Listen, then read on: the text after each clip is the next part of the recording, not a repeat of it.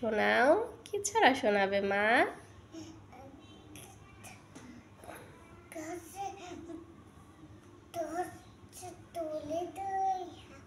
প্রার্থনা কবি সুফিয়া কামাল। তুলে দুই হাত করে মনা রাত, হে রহিম রহমান।